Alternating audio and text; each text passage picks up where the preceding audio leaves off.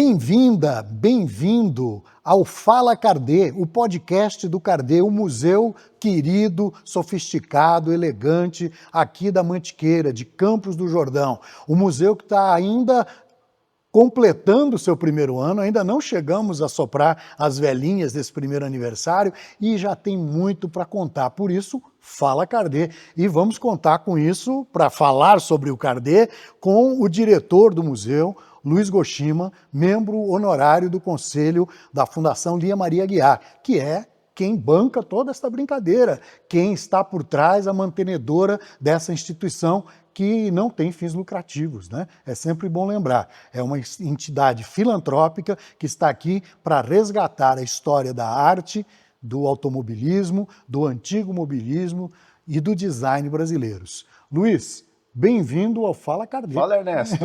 É isso aí. Muito e agora obrigado. vamos falar muito. E o Cardê não está estreando só o seu podcast, não. Está também estreando a presença em grandes eventos internacionais. Conta pra gente um pouquinho como foi a grande experiência na Califórnia.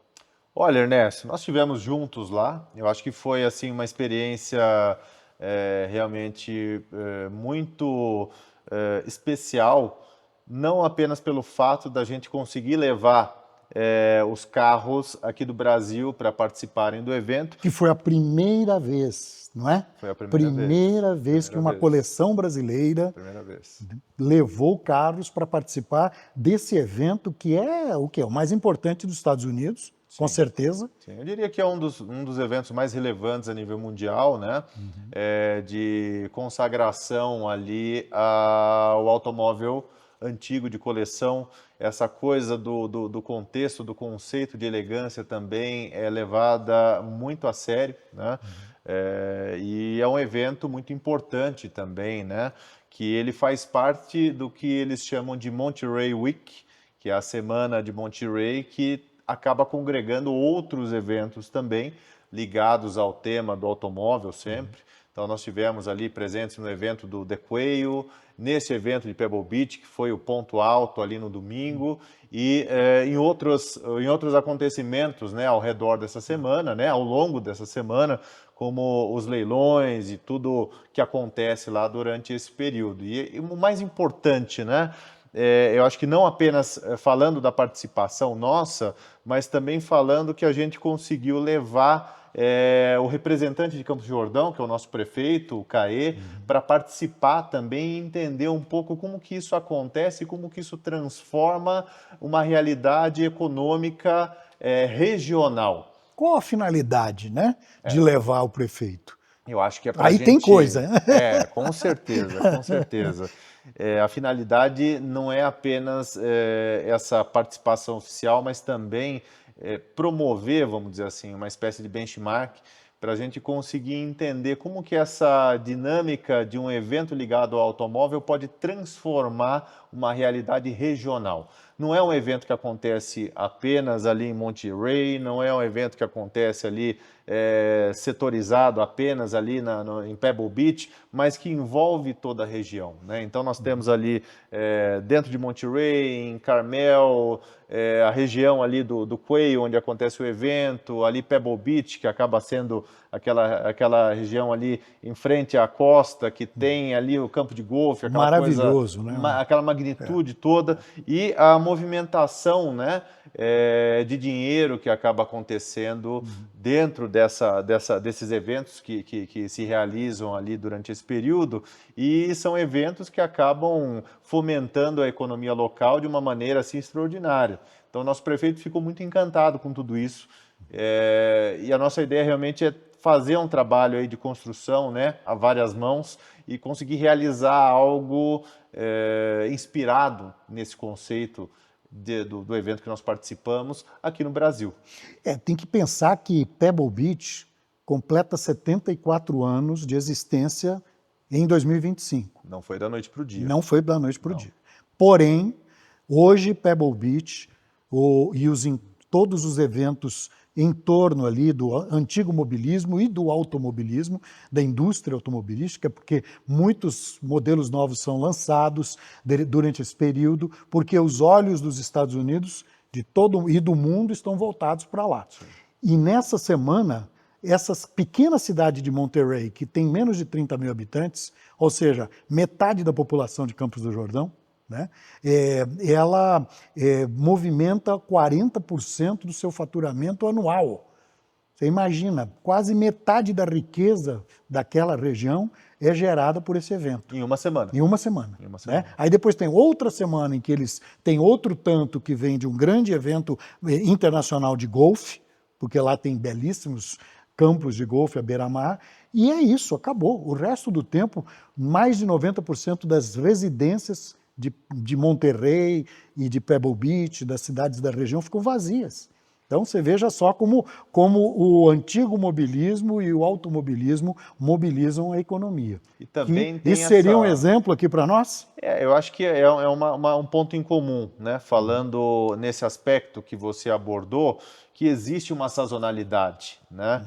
E eles procuram justamente reduzir esse período de sazonalidade, estabelecendo ali esses grandes acontecimentos. Então a gente pega aqui a nossa região. Eu falo que nós consideramos a nossa região como uma mantiqueira. A mantiqueira abrange 3 estados. Nós temos a mantiqueira paulista, a mantiqueira do Rio de Janeiro e a mantiqueira mineira. Tudo isso, na verdade, faz parte de um grande pulmão natural. A gente brinca, né, que é a nossa Amazônia Sudeste. E a economia muito ligada àquela coisa da vocação ali dessas cidades que compreendem a região com o turismo. Então, o turismo a gente sabe muito bem que ele também tem vários períodos ali de sazonalidade, né? No caso aqui, Campos do Jordão, que é uma temporada de inverno que acaba perfazendo boa parte ali da receita econômica do município, né? Das outras cidades também acaba sendo a estação de inverno que fomenta muito essa economia da região. E a ideia é realmente a gente conseguir incentivar esse turismo, essa economia local com outro tipo, né, de proposta, com outras atividades. E o prefeito ele esteve junto conosco justamente para conseguir captar todo esse conceito, toda essa motivação e a gente conseguir desenvolver algum modelo, né? Eu não vou falar que é um modelo semelhante, que, como você mesmo disse, foram décadas e décadas ali de aprendizado até a gente conseguir enxergar a construção desse evento consolidado da forma que ele é atualmente, mas que a gente precisa, de alguma forma, plantar a semente, né? Claro. Para que isso aconteça. Bom, nós veremos aí o CARDE trazendo certamente outras atividades que vão movimentar a economia, movimentar a cultura aqui da região, mas já a própria existência do museu, que, como eu disse, não tem nenhum ano de história, já movimentou tremendamente. Só para lembrar, para quem está nos ouvindo, que mais de 70 mil pessoas visitaram o Museu CARDE em Campos do Jordão desde dezembro, praticamente, do ano passado. A inauguração foi 28 de novembro de 2024 e de lá para cá, mais de 70 mil pessoas visitaram o museu. São 70 mil pessoas que passaram por Campos do Jordão, que consumiram, se hospedaram, e isso deixa todo mundo aqui muito alegre, porque essa é uma das finalidades. Mas o museu também tem outras ambições e já está cumprindo com elas. Uma delas é a representação do Brasil a nível internacional. Então, assim, Pebble Beach, que é um evento de peso mundial, não apenas selecionou carros do CARDE para serem expostos lá, porque tem essa, você é convidado a participar. Explica um pouquinho melhor esse processo, Luiz. É um processo seletivo, assim, extremamente complexo. Porque, primeiro, você precisa apresentar como se fosse um currículo, né? É um currículo da instituição, é um currículo ali dos automóveis em que a gente detém dentro do acervo, para que a comissão faça ali uma pré-seleção dentro daquilo que faz sentido, né, ao evento. Claro. Por quê? porque a cada ano existem diversas classes homenageadas, aniversários de marcas, modelos em específico, centenários, né? Então, de acordo com a edição do evento, existe um escopo, né, pré-definido. No Quantos nosso carros são caso, selecionados aí, nessa olha, primeira peneirada? foram aproximadamente 1.230 carros, Uau! algo nesse sentido, né? Dentro desse volume de carros, são 200 e poucos carros selecionados a participarem do evento efetivamente, e nós, na ocasião que fizemos ali o primeiro contato, nós apresentamos alguns carros do acervo, e desses carros, 4 chamariam mais a atenção, né, do evento, dentro da edição que houve esse ano, e desses 4 foram 2 carros convidados, que foi o Dupont, 1927, e o Isotta Fraschini, 1928. Ambos os carros no Brasil, estiveram no Brasil desde novos, praticamente, né? Isso é bacana. Não foram carros que nós compramos de fora, importamos, e enfim, foram carros que nasceram aqui no Brasil, vamos dizer assim, né? Desde zero no Brasil, e eram carros que não participavam de eventos há muito tempo. O Dupont... Porque tem essa também, né? Exato. Pebble Beach não Ineditismo, aceita. né? Eles não aceitam carro que já tenha sido exposto. Sim, ou pelo sim. menos recentemente. Sim. E uma vez exposto em Pebble Beach, esse carro não será considerado de novo antes de 10 anos. É aquela coisa de fresh for the market, né? É impressionante. Então, eles... o sarrafo é muito alto. Assim, eu acho que tem essa coisa do ineditismo, mas também tem ali a expertise, né? A procedência, a proveniência do carro, que é muito levado em consideração. Porque eu fico imaginando que qualquer sheik das Arábias, né, muito rico, poderia comprar carros incríveis e simplesmente ir lá e faturar um prêmio sem ter nenhum, vamos dizer, nenhum respaldo de uma história, de uma coleção, de um museu, de uma instituição, né? Então isso eles não deixam acontecer. Na verdade, a nossa esperança sempre foi conseguirmos levar um pouquinho da história do Brasil através desses automóveis para esses grandes eventos a nível mundial.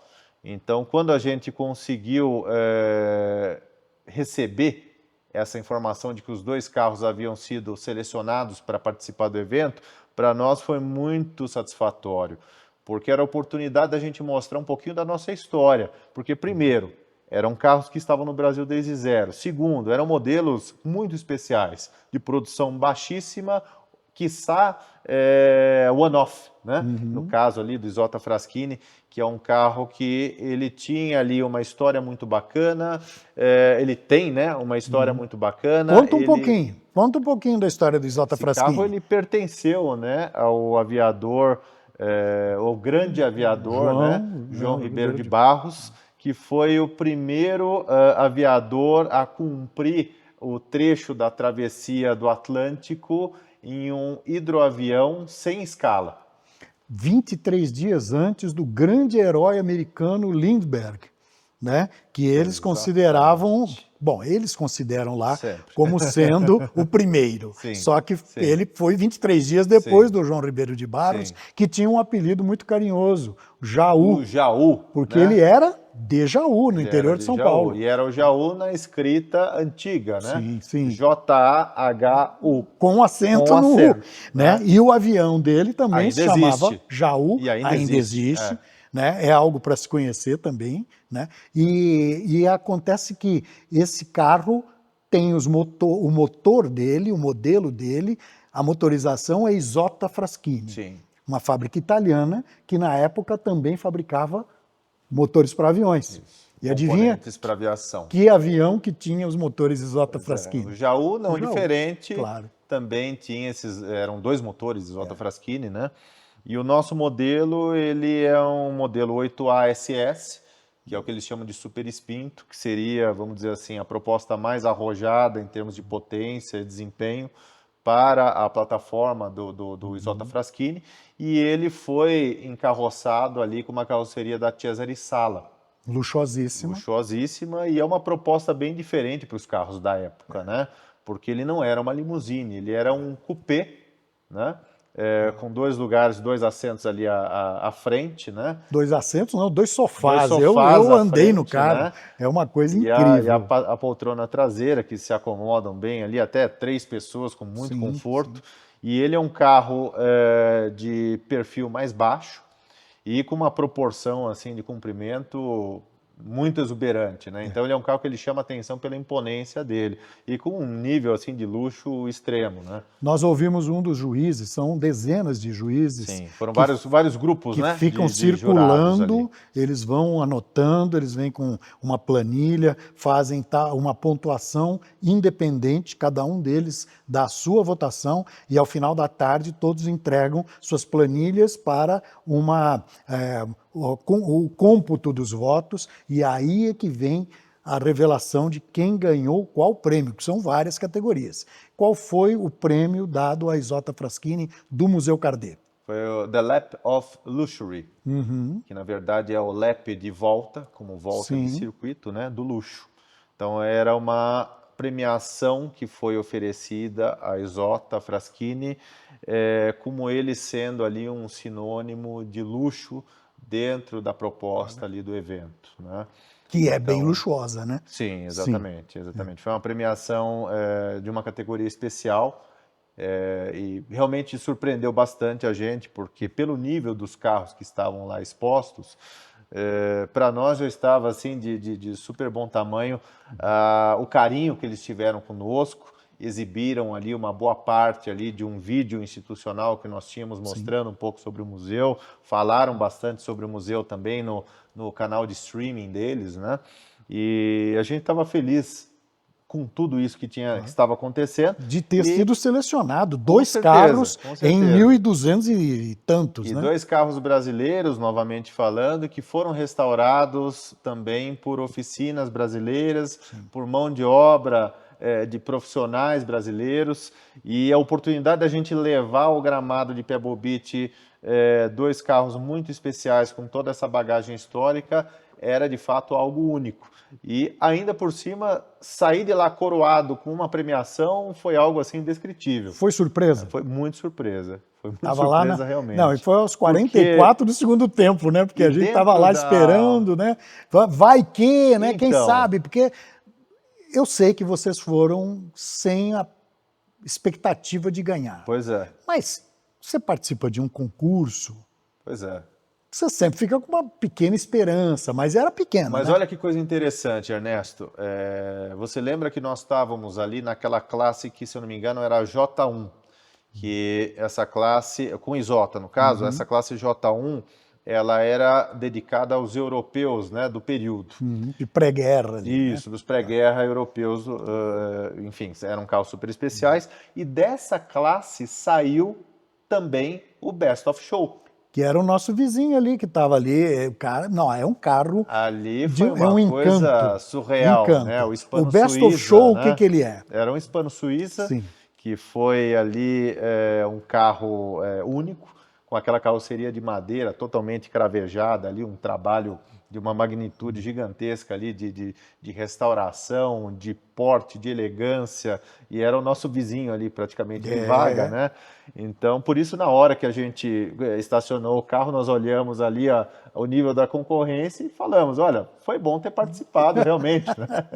Porque os concorrentes ali eram peças assim de arte, realmente. Nós estávamos com 2 hispanos do nosso lado, né?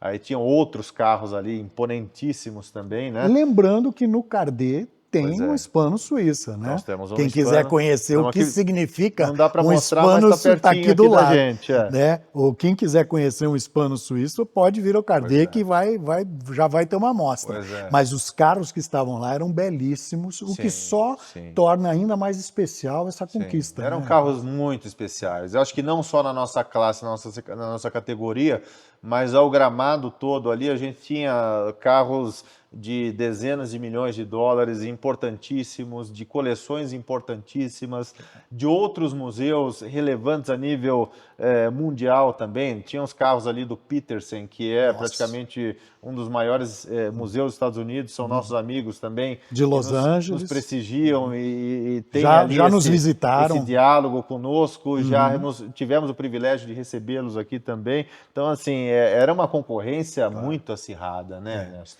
Ô Luiz, agora, resumidamente, só queria saber de você o seguinte, né? Às vezes as pessoas falam, podem não entender muito bem a intenção do CARDE ao participar de um evento como esse, né? Qual é a finalidade? Quem ganha com esse prêmio que o CARDE trouxe? É simples, né? Quem ganha é o Brasil. Porque a partir do momento que nós estamos representando, né, o Brasil com uma coleção, nós não queremos apenas levar o nome do CARDE ou então o nome do colecionador pessoa física para receber, vamos dizer assim, essa massagem de ego. Que sequer foram citados, né? Imagina. A ideia a instituição e a Fundação Lia Maria. Mostrar, em termos de instituição, que nós estamos carregando a bandeira do Brasil, levando um pouco da nossa história, levando um pouco da nossa cultura, ligada também ao antigo mobilismo e, principalmente, levar a mensagem do povo brasileiro, porque eram carros que estavam ali presentes, né? Que era o resultado de toda a força de trabalho, diria aí, de praticamente mais de 80 colaboradores que fizeram parte de todo o processo de restauro e de toda essa missão que foi conseguir levar esses dois carros até lá e participarem de tudo que eles participaram. Isso falando apenas de Pebble Beach, porque nós levamos mais um terceiro carro, que foi a Ferrari F50 para o The Quail. Que é uma das estrelas, né? Exato, também foi a gente precisa falar dela, senão ela vai ficar com inveja. Mas vamos só concluir dessa história de Pebble Beach, que foi interessante. A gente quer levar a mensagem do Brasil de que o Brasil, a coleção dos automóveis que existe, né, aqui no Brasil, o patrimônio antigo mobilista brasileiro é algo relevante e que realmente pode atrair olhares dentro desses eventos internacionais. Que a nossa mão de obra é altamente qualificada, né? Que a nossa mão de obra é capaz de competir com os melhores do mundo, né? Isso é muito importante. A dificuldade, né? Essa dificuldade de informação, a dificuldade na parte de importação de peças. Então, com todas as dificuldades... Barreiras tarifárias importantes. Como brasileiros, né? Temos essa força de vontade de conseguir conquistar esse espaço. E isso foi muito bem recebido pelo evento, né? A chairman do evento, a Sandra Button, ela nos recebeu assim de braços abertos e colocou que era muito importante a participação do Brasil pelo simples fato de que o Brasil nunca havia participado desse evento e também porque era um evento que estava reunindo ali praticamente 22 países que estavam levando automóveis para participarem, né? E o Brasil é uma economia, né? É uma nacionalidade realmente muito querida pelos americanos, né? E eles tiveram ali um carinho todo especial conosco nessa ocasião, que para nós foi assim de uma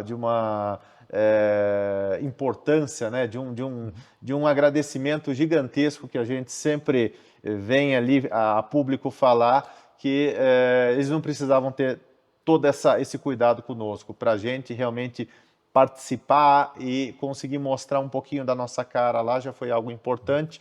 E eles gostaram muito, isso eu notei. Havia um encantamento e as pessoas comentavam que os carros que nós levamos, né, o CARDE levou, tinham placas brasileiras. Eram carros emplacados no Brasil, capazes de andar nas ruas. Né? Com a bandeirinha ali do Brasil, porque estava a Isota, placa Mercosul, né? Placa Mercosul, né? Muito bacana. Aliás, muito era bacana. Rodízio em São Paulo na segunda-feira dela, se fosse... Olha, já não ia dar para levar as crianças para o colégio. Levar a criançada para o colégio.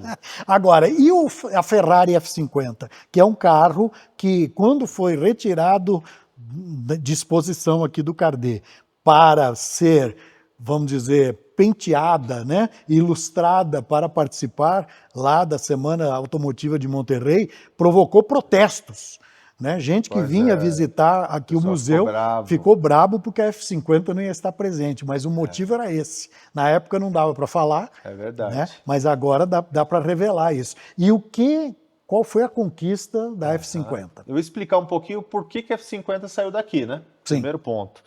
Porque a gente precisava tirar a F-50 para fazer a manutenção. Um carro que, enfim, 30 anos de idade, precisava ter um carinho especial. Mandamos o carro lá para Blumenau, na oficina do nosso amigo Celso, a Eurocar. E o Celso foi muito cuidadoso ali em todo o trabalho que foi feito de praticamente uma restauração. Porque, embora ela fosse um carro muito novo, né, com 7.000 quilômetros, ela era um Fórmula 1 ela é um Fórmula 1 de rua e ela, enfim, ao longo de manutenções de diversas oficinas, diversos proprietários, foi sofrendo um pouquinho ali, algumas adaptações, alguns desgastes mesmo, que são proporcionados ali pelo tempo em Naturais, si. né? E o Celso ele encarou esse desafio de fazer ali em 3 meses o carro para a gente conseguir mandar lá para fora, para que a gente conseguisse realizar aquela avaliação que eles chamam de Ferrari Classic, que é como se fosse um book de avaliação de autenticidade, né, para tornar, vamos dizer assim, esse carro com uma provenância, um laudo ali de origem, proveniência, né? de origem, de procedência, que é algo muito importante para um carro limitado e raro como a F50 é. E depois desse período de 3 meses, que o Celso fez ali um milagre, importando peça, fazendo manutenção, restaurando diversos componentes, nós conseguimos levá-la ao Quail. O Quail foi um convite que os nossos colaboradores receberam em uma das participações que nós fizemos ali ao evento ali de Amelia Island. Então eles conseguiram, através dos organizadores, né, do Quail, receber esse convite para que a F50 viesse a participar esse ano 2025, pelo fato de que 2025 a F50 completa 30 anos de 30 anos de existência. existência. Então, assim como Pebble Beach, o The Quail também tem as classes homenageadas, e esse ano foi uma homenagem aos 30 anos da F50, e eles convidaram o nosso carro pelo fato de que o nosso carro, primeiro, que é praticamente a única da F50 das Américas, e segundo, que é um carro pré-produção.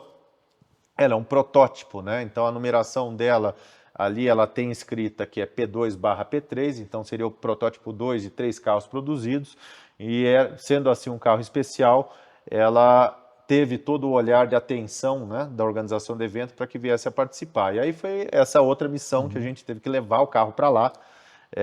A gente teve que levar o carro de avião para que ele chegasse a tempo, né? Para que o Celso tivesse mais tempo de trabalhar em cima do carro e para que a gente conseguisse levar o carro até lá a tempo de participar do evento também. Lembrando que esse é um modelo que está fazendo 30 anos e é cultuado pelos ferraristas, porque só foram feitas, é uma Fórmula 1 Sim, de rua, Fórmula 1 de né? rua. Um carro de corrida, mas que pode andar nas ruas normalmente. 349 carros produzidos, né? 349, isso que é muito curioso. E por que 349, não 350? Pois é. Porque a Ferrari fez um estudo de mercado na época, né? E percebeu que havia compradores para 350 unidades. Pois é. E aí a Ferrari falou, não, nós não vamos suprir a demanda do mercado. Sim. Nós vamos fazer um a menos, para deixar alguém com água na boca. Na verdade, é o conceito de mercado de luxo que hoje se aplica nas grandes marcas, né?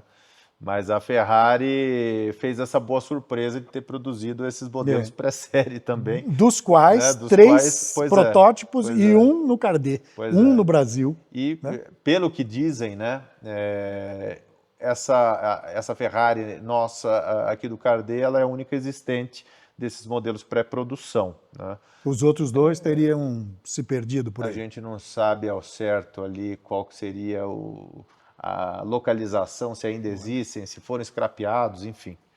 Mas chegamos com o carro lá, participamos ali do evento, várias surpresas para deixar a nossa adrenalina mais alta, né, no decorrer do evento. Então, uma dessas surpresas, a Ferrari chegou lá com a embreagem colada, porque em um dos transportes teve ali um desgaste excessivo da embreagem para subir o carro ali numa plataforma. E aí teve um superaquecimento, o carro acabou ficando ali com esse problema, né, da embreagem colada. Aí o Celso depois conseguiu descolar a embreagem, o carro pôde ser movimentado. E teve mais uma surpresa, né? Você também viu, e até a gente leva isso daí na esportiva, né? Que teve o problema com o motor de arranque do carro. Né? Nós tivemos que dar uma mãozinha. Então... Eu tive a honra de empurrar uma F50. Eu já fui empurrado com ela por outro motivo, né? Aqui em São Paulo, eu estava dando uma volta e, na ocasião, o carro estava com a bateria muito fraca, ela ficou muito tempo parada. E ali, no que eu parei o carro para abastecer e fui ligar, não estava ligando. Novamente, ela funcionou ali no empurrãozinho. Essa foi a primeira vez. Aí, a segunda vez agora foi o empurrãozinho. Mas isso por conta do problema no motor de arranque. Por quê? Porque nessa que ela teve o problema, que teve esse episódio da embreagem colada, foi forçada uma partida e essa partida acabou quebrando ali um componente no motor de arranque que o Celso não conseguiu resolver lá localmente, sem o ferramental necessário, né? Mas o que não fez nenhuma diferença, porque isso é normal. Pois é. Num carro de coleção, pode acontecer. Nós vimos carros ali que foram empurrados para ir receber o prêmio. Inclusive né? Fórmula 1, né? Exatamente, porque eles não podem ficar com o motor ligado sem superaquece. Né? Eles têm que estar correndo a 300 por hora. Tem todos os critérios ali. Mas a nossa F50 ela gosta de um empurrãozinho. Né? Mas não tem problema. E aí ela funcionou muito bem porque ela ficou bonita ali. Né? A gente abriu ela para todo mundo ver. Então abriu a frente, abriu a traseira. E era engraçado, né, que as pessoas que estavam lá no Quail, elas iam justamente olhar a plaqueta de identificação. E elas pegavam exatamente essa história do P2/P3, que era essa numeração do protótipo, do pré-série. E o carro chamou muita atenção pelo estado, né, que o Celso deixou ela, porque nós fizemos ali praticamente 100% de todo o trabalho, restaurando os componentes, tratando ali o interior, adquirimos uma série de peças, né, para o carro ao redor do mundo. Então conseguimos o sistema de escape original dela, foram diversos componentes que foram garimpados no mundo inteiro. E é garimpo mesmo, né? Você não bate na loja e compra, Não tem um sistema de reposição de peças para esse tipo de carros, ainda mais com 30 anos. Né? Sabe o que eu queria te pedir? Você mencionou o Celso, que merecidamente, porque fez um trabalho excepcional na Ferrari F50, premiada. Sim. Queria que você também falasse rapidamente dos heróis, dos heróis de Pebble Beach também. Os nossos heróis de Pebble Beach, a nossa dupla, né? A gente pega um de cada estado, né? Então, que é para facilitar, né? O Celso fez a F50 lá de Santa Catarina, Blumenau. O Dupont foi feito pelo Mauro Bergamini, da oficina Ponto 40 de Curitiba, Paraná. Sim. E o Pedroca, da PJS do nosso estado, que é São Paulo. Município de Casa Branca. Casa Branca, né? Que não é só nos Estados Unidos que tem Casa Branca, não. Agora eles aprenderam que nós também temos White House. Muito legal isso tudo, cara. E você sabe que no começo, esses primeiros meses da existência do CARDE, esses prêmios são os primeiros prêmios de reconhecimento internacional. Mas não são os primeiros prêmios. Não. Que outros prêmios o CARDE faturou nesse período? Fomos agraciados também com prêmios ali no evento de Araxá, no evento de Águas de Lindóia. São os principais são as do referências Brasil, que né? nós temos as referências que nós temos no Brasil em termos de evento de carros antigos, né? E da mesma forma que fomos agraciados com esses prêmios internacionais, fomos agraciados também com os prêmios aqui no Brasil.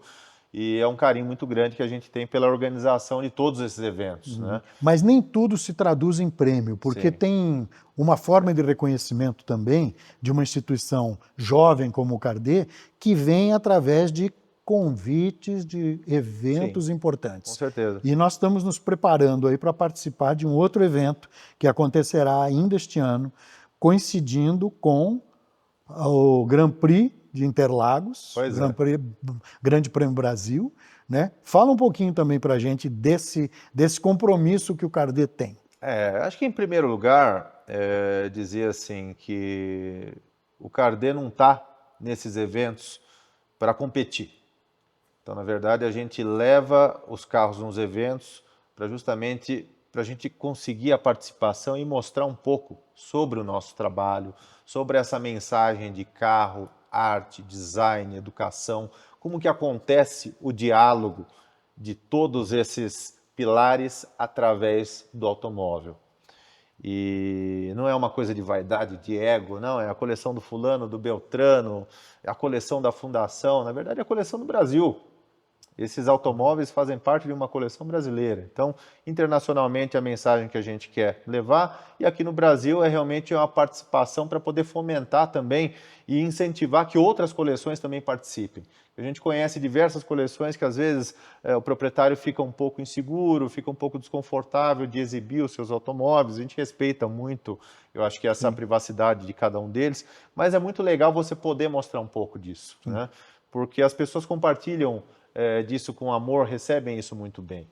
Até porque aqui não cabe nenhuma ostentação, Não, de né, forma Luiz? nenhuma. Porque nós estamos falando de uma Imagina. entidade sem fins lucrativos, uma entidade que tem um trabalho Exato. filantrópico importante em Campos do Jordão e uma entidade que mantém uma escola de restauro. Exato. Né? Nós temos aqui jovens sendo preparados para continuar produzindo as próximas joias Sim. que o Cardet vai expor. A nossa continuidade, né? O nosso Exatamente. legado tem que ser levado em frente. E o que Agora, vem por aí?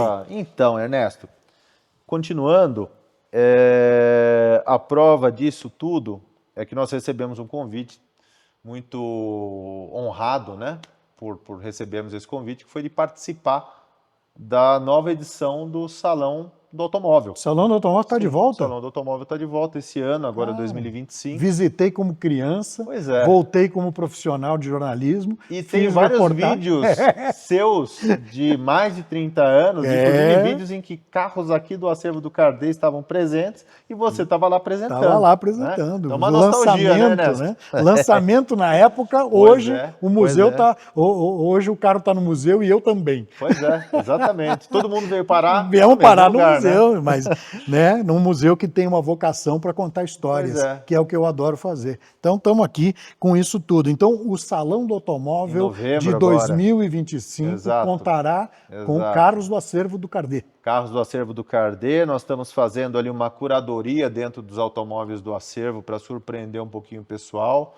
Um spoiler que eu dou é que a gente vai pegar um pouquinho na nostalgia, né, daquelas crianças de 40, 50, 60, 70, 80 anos ou mais, e dos mais novinhos também, né, dos de 30 para baixo.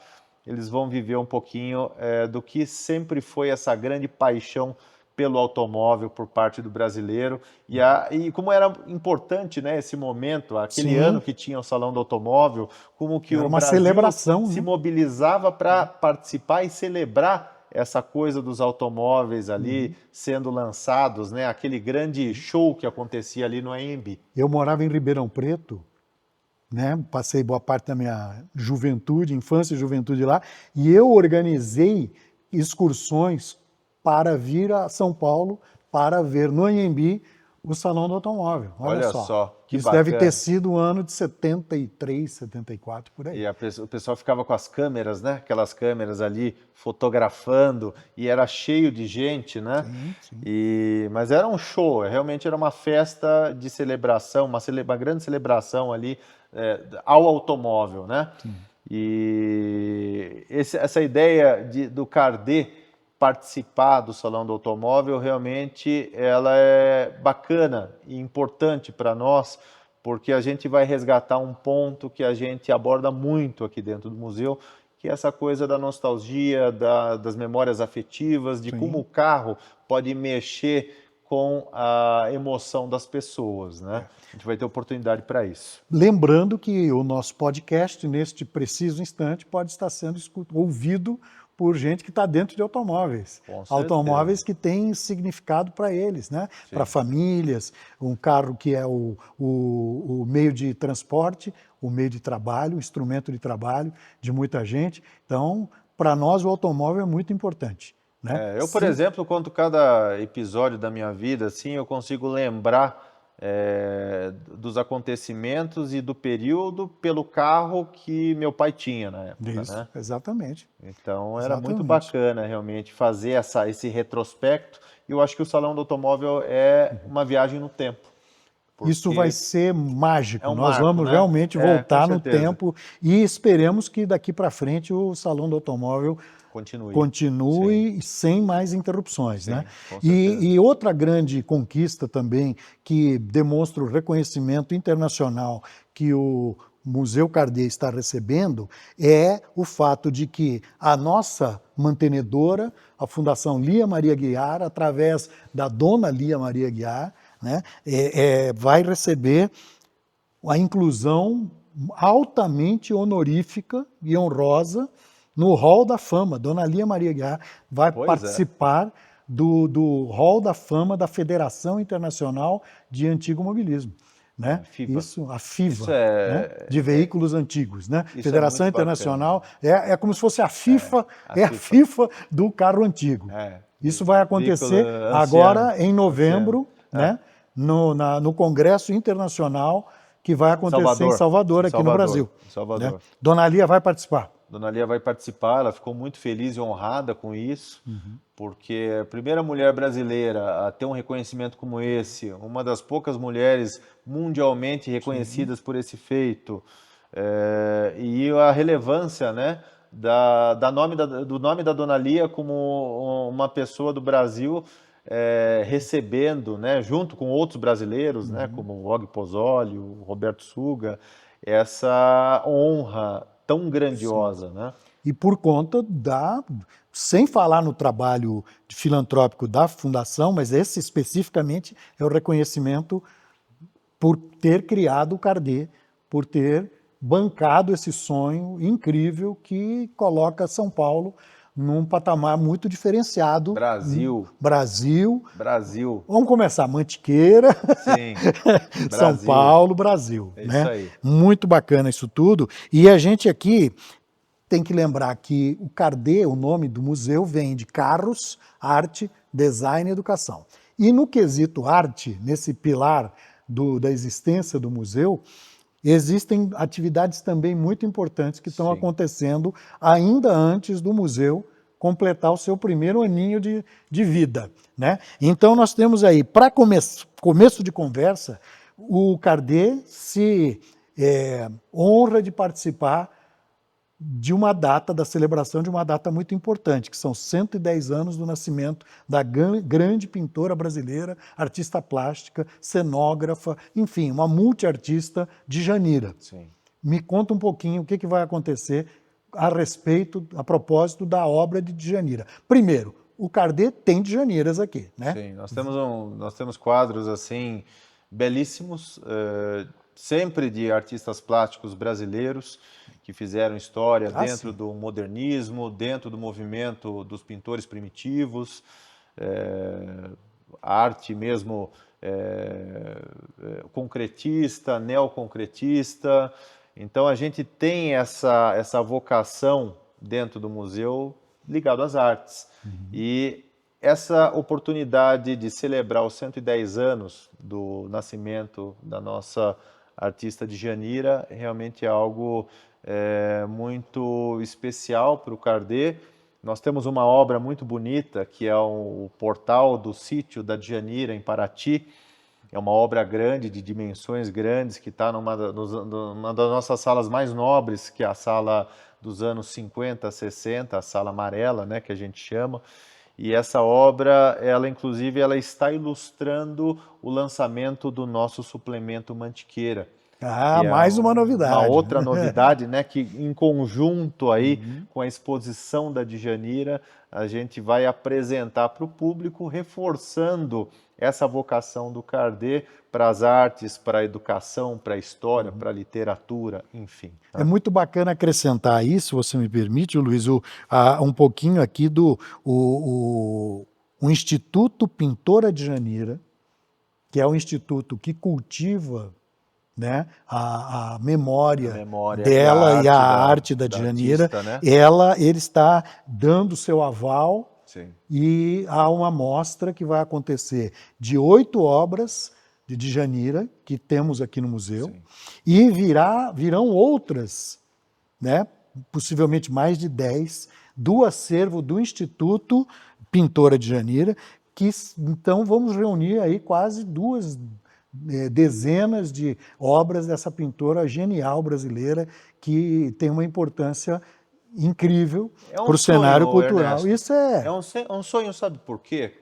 É natural que o Cardê seja um museu voltado para os entusiastas de automóveis. Sim. Mas isso já está, vamos dizer assim, explícito com os carros, com o acervo Sim, e tudo sim. mais. Agora, a vocação do Cardê para essa coisa das artes, né, para essa coisa artística, E uma linha paralela, né? exato, porque é uma Entre linha a paralela. indústria e A arte. gente está falando do desenvolvimento, vamos dizer assim, do movimento da arte brasileira desde o começo do século. Então a gente começa falando ali daqueles artistas acadêmicos, né, passando ali pelo movimento do modernismo.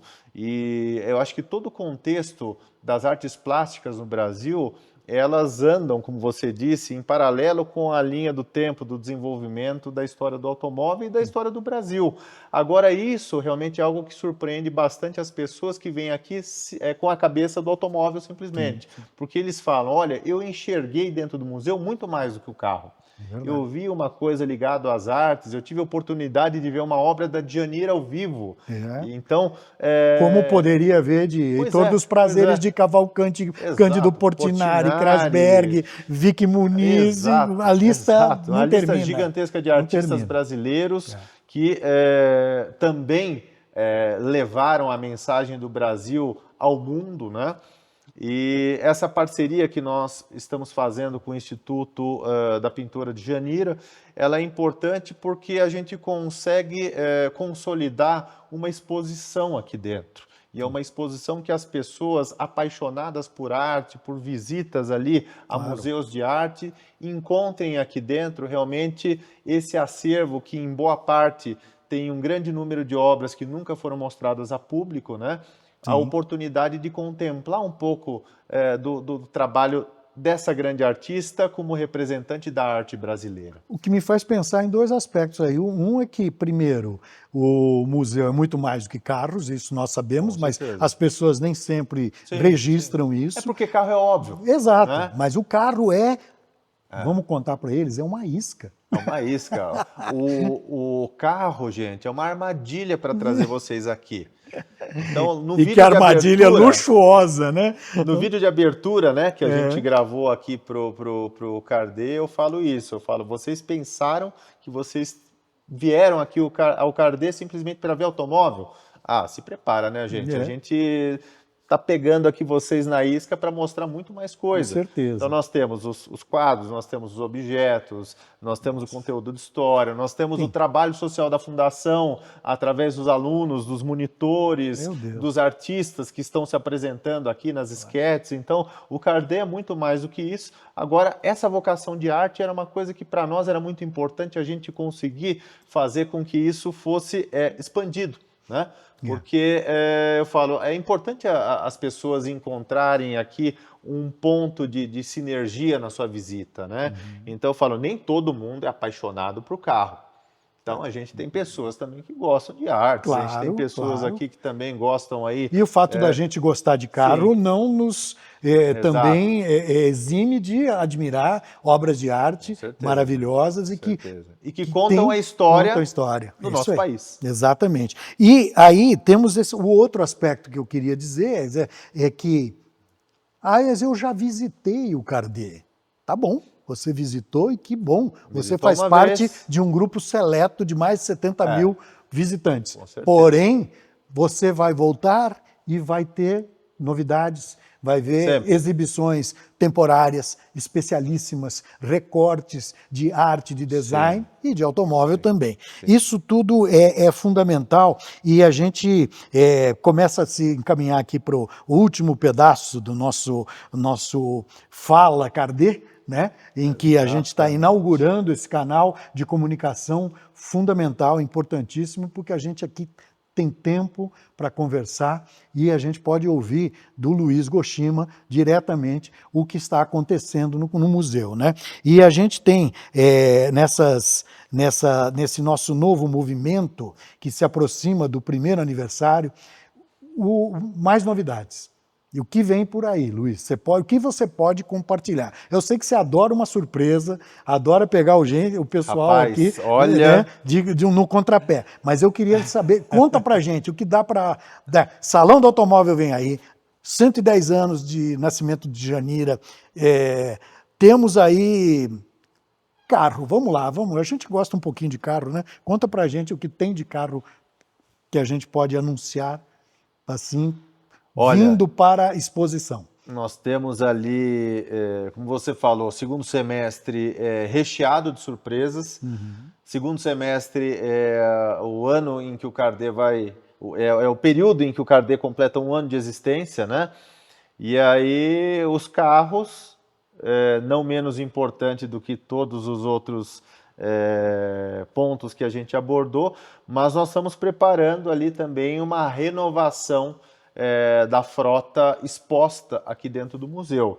Nós não vamos ter 100% do acervo rotacionado, mas eu diria ali que por baixo, mais ou menos, a gente tem ali uns 40%, 50% do acervo, Luiz, que está sendo finalizado e preparado para estrear a partir dessa comemoração de um ano de Cardet. Dá um spoilerzinho para a gente só. Quantos carros estão hoje em restauradoras, em oficinas de restauro, Brasil afora? Em torno de 40, 45 carros, mais ou menos.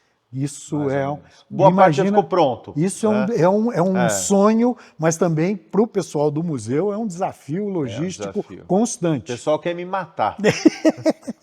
Eu posso imaginar. Não estou aguentando aqui, vamos trocar esse carro de lugar e vamos colocar aquele ali, porque eu acho que vamos ver como que o público vai reagir.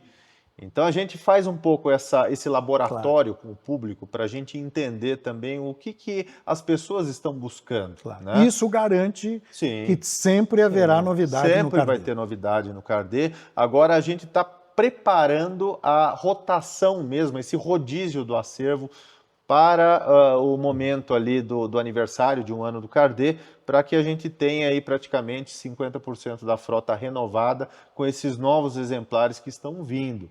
Então eu dou alguns spoilers, a gente vai mexer na sala que tem os carros nacionais ali, da década de 70, 90. Nós devemos mexer bastante coisa no andar de cima, que é o andar do design, né? E algumas coisas aqui nas décadas, aqui na parte de baixo, na cronologia, né, das décadas. Mas são muitos carros que estão sendo preparados nas oficinas, então são várias oficinas. Além dessas oficinas que nós falamos aqui, do Paraná, de Santa Catarina, de São Paulo, nós temos também os núcleos, né, do Cardet, da Fundação, dos nossos alunos que estão trabalhando em cima também, já participando ali da restauração de alguns carros, preparando esses exemplares para estrearem aqui, para debutarem aqui dentro do Cardet a partir do final de novembro, né? Então, essa é uma grande novidade para quem é apaixonado aí pelos automóveis antigos. E a gente vai fazer também uma estreia de algumas obras de arte importantes também. E a gente vai mostrar umas coisas bem legais aí para as pessoas que estão em busca desse conteúdo ligado à arte brasileira. Será que tem alguma coisa da Tarsila, por exemplo, aí no horizonte? Surpresa!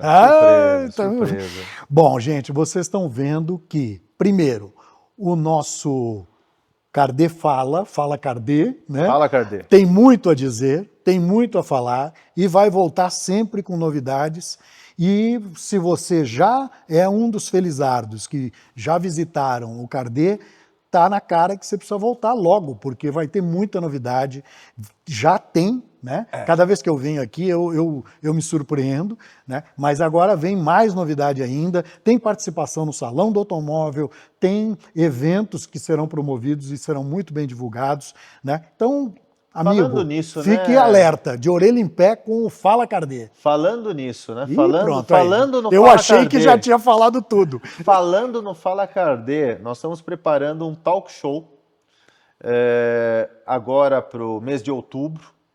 A gente ainda está buscando uma data para conseguir conciliar a agenda de todo mundo, em que nós vamos falar um pouquinho sobre essa experiência internacional nossa, no sentido de compartilhar um pouco como foi a experiência com todos os envolvidos, não só comigo aqui falando, estou falando um pedacinho da coisa que aconteceu, mas a experiência ela é muito melhor contada com a presença de todos que participaram. Que é uma equipe grande. Que é uma equipe muito grande.